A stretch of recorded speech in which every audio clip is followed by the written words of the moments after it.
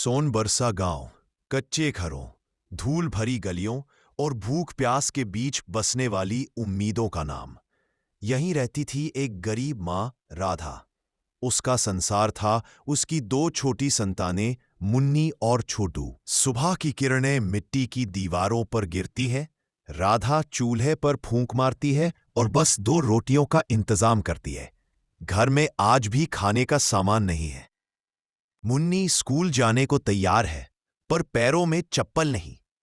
वह मासूमियत से पूछती है, अम्मा, सब बच्चे चप्पल पहनते हैं, मैं कब पहनूंगी? राधा बस मुस्कुराकर झूठी उम्मीद देती है।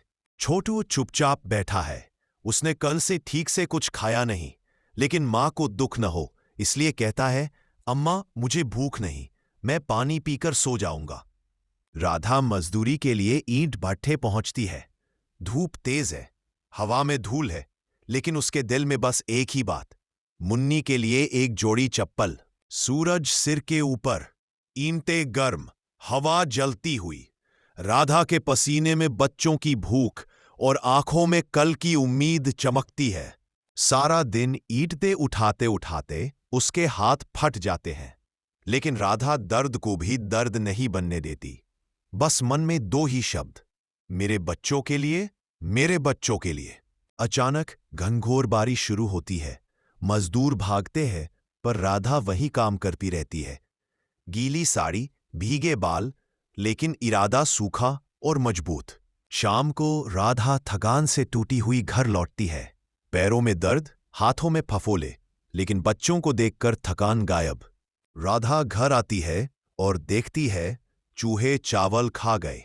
घर में कुछ नहीं बचा।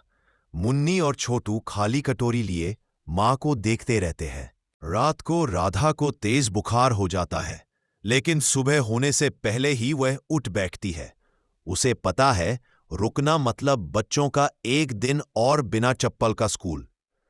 पूरा दिन बुखार में काम करने के बाद राधा के हाथ में आते हैं 285 रुपए। वह सीधा दुकान जाती है, 180 रुपए की चप्पल लेती है, अपने लिए दवा नहीं लेती। रात को राधा मुन्नी को चप्पल देती है। मुन्नी की आंखें पानी से भर उठती है। अम्मा, ये मेरे लिए? राधा हल्की मुस्कान से कहती है, हाँ बेटिया, अब तू भी सबकी तरह चलेगी। मुन्नी अपनी माँ को कसकर पकड़ लेती है। छोटू भी माँ के गले में बाहें डाल देता है। उस पल घर में गरीबी नहीं, प्यार की अमीरी होती है। अगली सुबह भट्टे मालिक का बेटा गांव में आता है। राधा की हालत देखकर उसका दिल पिघल जाता है।